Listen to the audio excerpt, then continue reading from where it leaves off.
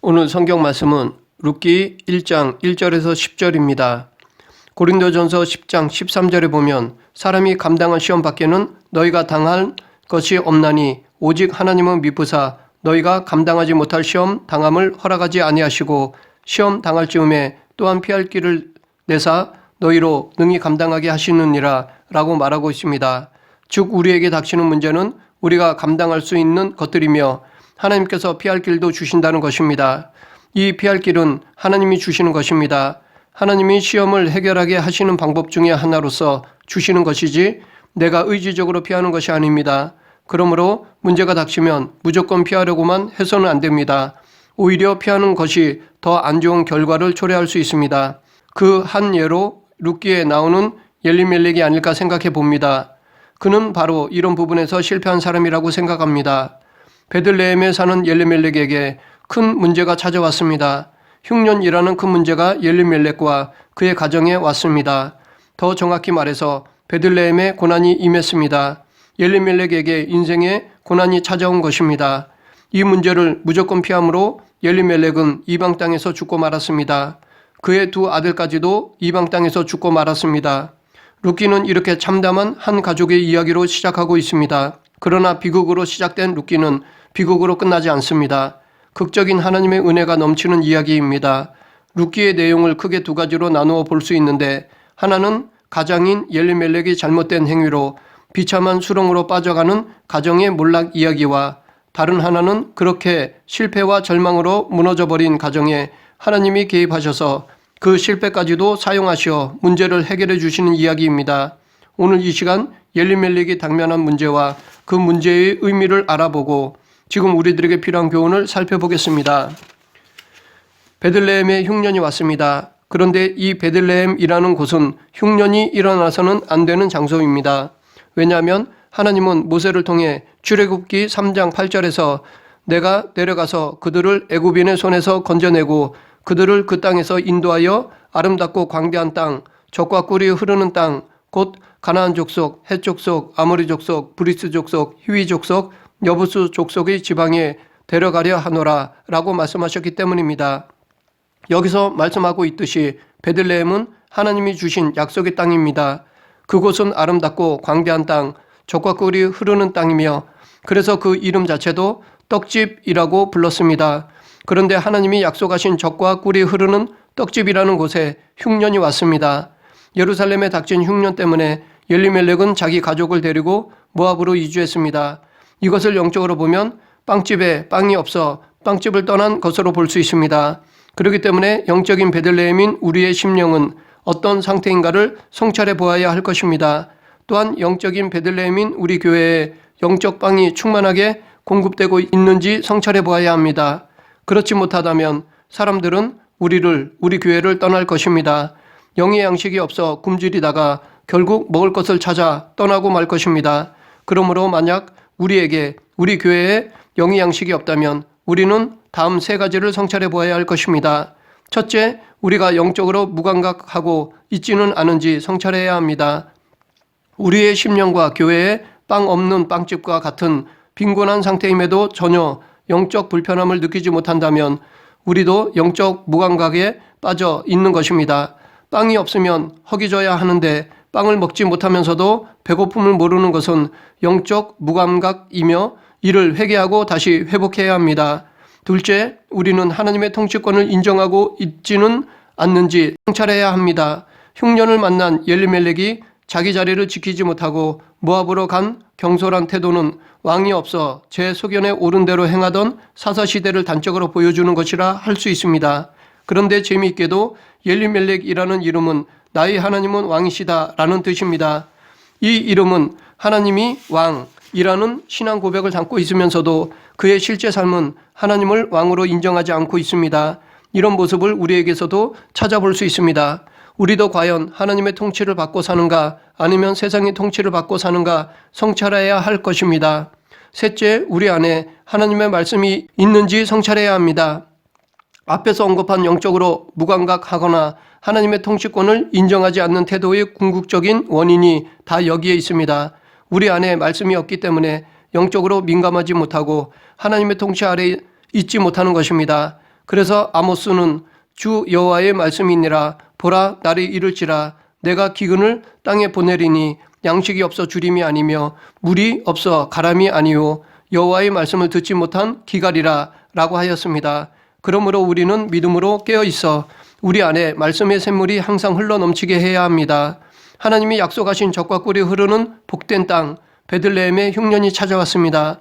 그렇다면 이 문제 앞에서 엘리멜렉은 하나님 앞에 나가 기도하면서 그 문제를 허용하신 하나님의 뜻이 무엇인지 간구해야 했습니다.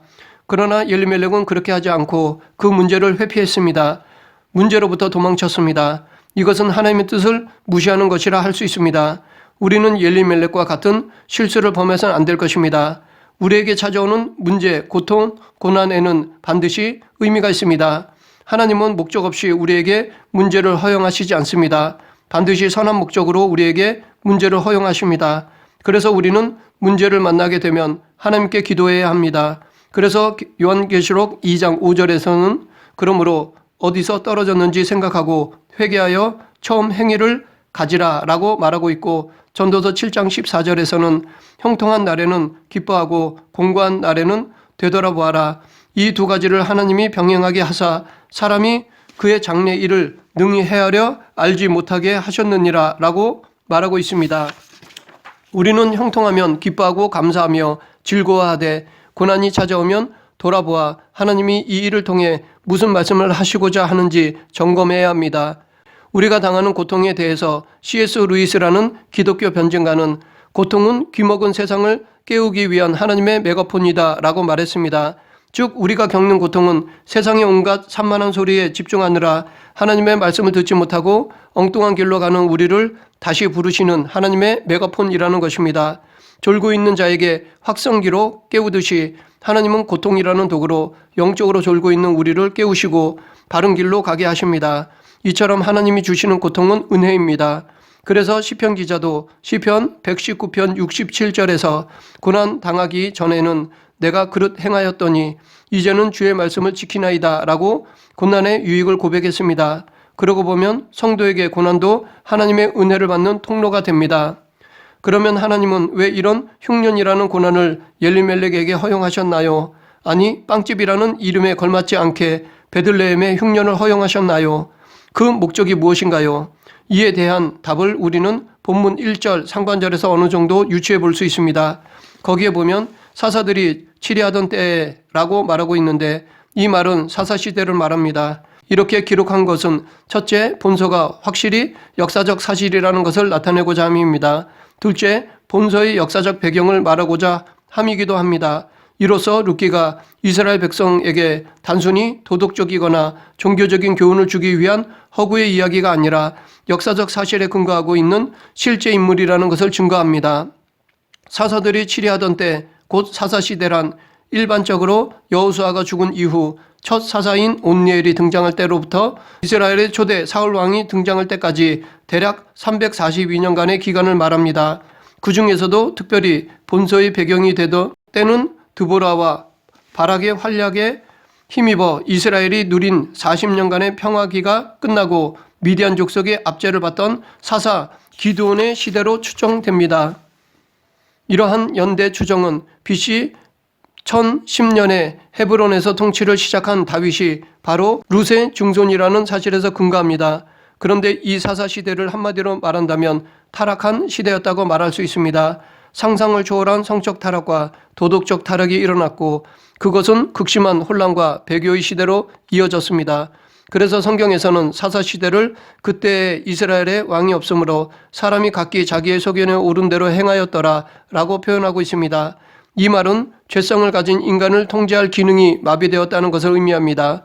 왜냐하면 분명히 이스라엘의 왕은 여호와 하나님이신데 이들은 하나님을 왕으로 인정하지 않기 때문입니다. 자기 마음대로 행하기 때문에 하나님을 따르지 않아 혼란 그 자체였습니다. 그러다 보니 사사시대는 전쟁과 살인과 타락이 이어지고 그런 혼미하고 타락한 시대의 베들레헴에 흉년이 온 것입니다. 그 당시 타락한 이스라엘 백성들을 징계하시기 위해 하나님이 의도적으로 주신 흉년이었던 것입니다.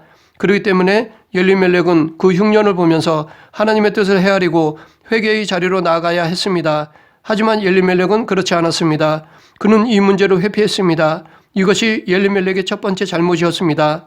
1절 하반절에 보면 유다 베들레헴의 한 사람이 그의 아내와 두 아들을 데리고 모압 지방에 가서 거류하였는데 라고 말하고 있습니다. 여기서 모압 지방에 가서 거류했다는 말 안에는 잠시 잠깐 얼마 동안 이라는 뜻이 담겨 있습니다. 즉 엘리멜렉은 평생 살 목적으로 모압으로 간 것이 아니라는 것입니다. 단지 당장 눈앞에 놓인 흉년이라는 문제가 너무나 크고 힘들어 보여서 잠깐 도망친 것입니다. 그런데 이들이 모압에서 10년 이상 우거했던 것을 보면 처음에는 흉년으로 인한 일시적인 피난이었는데 시간이 지나면서 그곳에 안주해 버리고 만 것이라 할 수 있습니다. 이것은 하나님이 주신 기업을 버리는 것이나 마찬가지입니다. 이것이 엘리멜렉의 두 번째 잘못이었습니다. 또한 엘리멜렉은 하필이면 모압으로 갔습니다. 모압 지방은 요단 동편에 위치하며 사사시대에는 아르논 강을 경계로 르우벤 지파와 인접해 있었습니다. 베들레헴에서 이 지방까지는 그렇게 멀지 않았기 때문에 엘리멜렉 가족이 흉년을 피해 이곳으로 이주하기에는 그리 어려운 일이 아니었을 것입니다. 그러나 아무리 다급했어도 모압 지방으로 가는 것은 하나님의 말씀에 불순종하는 것이었습니다. 하나님은 신명기 23장 3절에서 모세를 통해 암몬 사람과 모압 사람은 여호와의 총회에 들어오지 못하리니 그들에게 속한 자는 10대뿐 아니라 영원히 여호와의 총회에 들어오지 못하리라 라고 말씀하셨습니다. 이처럼 하나님은 이스라엘 백성들이 모압과 철저히 분리되기를 원하셨습니다. 그 땅이 아무리 비옥하고 풍요롭다 하더라도 그들과 구분되어 거룩하기를 바라셨는데 엘리멜렉은 하나님의 말씀을 따르지 않았습니다. 이것이 엘리멜렉의 세 번째 잘못이었습니다. 엘리멜렉은 문제 앞에서 하나님의 뜻을 구하지 않고 문제를 회피하는 데 급급해 했습니다. 그로 인해 하나님이 주신 기업도 버리고 하나님의 말씀에도 불순종하게 되었습니다. 그의 이런 잘못으로 자기 자신은 물론 가정을 절망의 구렁텅이로 빠뜨리는 비극을 낳았습니다. 이것에 대해 5절에서 말론과 기럨 두 사람이 다 죽고 그 여인은 두 아들과 남편의 뒤에 남았더라 라고 말하고 있습니다. 여기에 보면 엘리멜렉의 잘못으로 말미암아 남편과 아들을 다 잃고 비참한 자리에 빠진 그의 아내 나오미가 등장합니다. 그러나 나오미는 절망의 자리에 그대로 앉아 있지만은 않았습니다. 그녀는 다시 하나님께로 시선을 돌렸습니다. 그리고 다시 고향 베들레헴으로 돌아갈 것을 결단했습니다. 이 나오미의 결단 속에는 다음 세 가지의 의미가 담겨 있습니다. 첫째, 나오미의 결단 속에는 영적 민감함의 회복이 담겨 있습니다. 6절을 보면 그 여인이 모압 지방에서 여호와께서 자기 백성을 돌보시사 그들에게 양식을 주셨다 함을 듣고 이에 두 며느리와 함께 일어나 모압 지방에서 돌아오려 하여 라고 말하고 있습니다. 나오미가 예루살렘으로 다시 돌아가겠다고 결심한 이유는 여호와께서 자기 백성을 돌보시사 그들에게 양식을 주셨다 함을 들었기 때문입니다. 나오미는 하나님이 예루살렘을 다시 회복해 주셨다는 소문을 듣고 결단했습니다. 보통 하나님께서 직접 당사자에게 메시지를 주시는데 나오미는 하나님으로부터 직접 들은 것이 아니라 소문으로만 들었습니다. 그럼에도 그녀는 하나님의 자비와 긍휼을 믿었습니다. 여기서 나오미의 영적 민감함을 알 수 있습니다. 둘째, 나오미의 결단 속에는 죄에 대한 자각이 담겨 있습니다. 나오미는 자신이 모압에서 겪은 고통이 하나님의 징계였음을 인정했습니다. 우리는 그것을 13절 하반절에서 알 수 있는데 여호와의 손이 나를 치셨으므로 나는 너희로 말미암아 더욱 마음이 아프다라고 고백했고 21절 상반절에서도 내가 풍족하게 나갔더니 여호와께서 내게 비어 돌아오게 하셨느니라. 여호와께서 나를 징벌하셨고 전능자가 나를 괴롭게 하셨거늘 이라고 고백했습니다. 이 고백은 하나님의 뜻을 구하지 않고 하나님의 기업을 버리고 하나님의 말씀에 순종하지 않는 잘못을 인정하는 것이었습니다. 셋째, 나오미의 결단 속에는 결단에 대한 빠른 실천이 담겨 있습니다. 나오미는 여호와께서 자기 백성을 돌보시사 그들에게 양식을 주셨다 함을 듣고 즉시 돌아가기를 결단하고 실천했습니다. 6절에서 소문을 듣고 다시 베들레헴으로 돌아가려고 마음으로 결단하고 곧이어 7절에서는 그것을 실천으로 옮겼습니다. 하나님의 역사하심을 듣고 조금도 지체하지 않고 떠날 것을 실천으로 옮겼습니다. 그런가 하면 나오미와 함께 등장하는 며느리 룻의 결단도 대단합니다.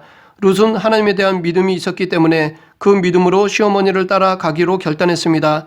하지만 그와 동시에 시어머니에 대한 사랑도 있었기 때문에 시어머니의 만류에도 굴하지 않고 따라 나설 수 있었던 것입니다.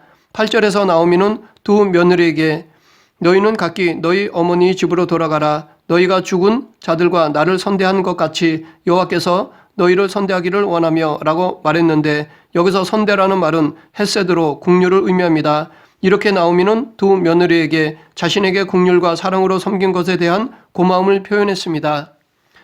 오르바는 헤세드를 거기까지만 베풀고 자기 집으로 돌아갔지만 룻은 이 헤세드를 끝까지 나오미에게 베풀었습니다. 그런데 이렇게 시어머니에 대한 국률한 마음과 사랑을 끝까지 행한 룻에게 하나님은 놀라운 은혜를 베풀어 주셨습니다. 먼저 영적인 은혜를 베풀어 주셨습니다. 룻이 시어머니를 국률이 여기고 동행하기까지 사랑을 하니까 그것이 나중에는 그녀에게 엄청난 영적 은혜로 돌아왔습니다. 하나님은 룻을 통해 다윗이 태어나고 궁극적으로 예수 그리스도께서 이 땅에 오시는 놀라운 은혜를 허락해 주셨습니다. 다음은 육적인 은혜를 베풀어 주셨습니다. 룻이 베들레헴에 와서 보아스를 만나게 하시고 그의 국률과 사랑을 사람들로 알게 하셨습니다. 그리고 보아스와 결혼하게 하고 엘리멜렉의 기업을 다시 회복하게 해주셨습니다. 이렇게 룻기는 비극으로 끝나지 않습니다. 처음 엘리멜렉과 그의 가정은 실패로 시작했지만 하나님께서는 룻을 통해 그 가정을 위해 또 다른 은혜를 예비해 두셨습니다. 이처럼 룻기는 처음과 끝이 서로 대조를 이루고 있습니다. 그런데 이 대조는 사사기와의 관계에서도 마찬가지입니다. 룻기는 사사시대를 배경으로 하는 동시대의 이야기입니다. 그런데 사사기가 악한 사람들의 이스라엘 사회를 보여주는 것이라면 룻기는 그 시대를 살아가는 선한 한 가정을 보여주고 있고, 사사기가 문제 제기로 끝났다면 룻기는 문제에 대한 답으로 끝나고 있습니다. 즉 사사기의 마지막에 보면 그때에 이스라엘 왕이 없으므로 사람이 각기 자기 소견에 옳은 대로 행하더라 라고 말하고 있는데, 여기서 왕이 없는 것에 대한 문제를 제시하고 있습니다. 반면에 룻기의 마지막을 보면 베레스의 계보는 이러하니라. 베레스는 헤스론을 낳고 헤스론은 람을 낳고 람은 아미나답을 낳고 아미나답은 나손을 낳았고 나손은 살몬을 낳았고 살몬은 보아스를 낳았고 보아스는 오벳을 낳고 오벳은 이새를 낳고 이새는 다윗을 낳았더라 라고 말하고 있는데, 여기서 사사기에 제기한 왕이 없는 문제에 대한 답으로 다윗을 낳았더라 라고 말하고 있습니다. 여기서 우리가 주목해야 할 것은 하나님의 놀라운 은혜가 비참하게 실패한 엘리멜렉 가정을 통해 제시되고 있다는 것입니다. 하나님은 왕이 없어 혼미하고 절망적인 사사시대의 대안으로 실패한 인생처럼 보이는 엘리멜렉과 그의 가정을 통해 예수 그리스도의 계보를 제시하십니다. 이것이 하나님만이 행하실 수 있는 놀라운 은혜입니다. 그러므로 우리는 전능하시고 국률이 한이 없는 하나님을 섬기며 살아야 할 것입니다. 아무리 어렵고 힘든 문제가 있다 하더라도 하나님만 의지하며 인내해야 할 것입니다. 그럴 때 보잘것없고 실패한 인생 같은 나를 통해 하나님의 놀라운 은혜를 베풀어 주실 것입니다. 말씀을 정리하겠습니다. 떡집이라는 베들레헴에 흉년이 오듯이 성도에게도 문제, 고난이 발생될 수 있습니다. 그럴 때 우리는 그 문제의 의미를 구해야 합니다. 그리고 그 뜻에 순종해야 합니다. 그러면 하나님의 선하신 뜻이 이루어지며 하나님의 은혜를 누릴 수 있습니다.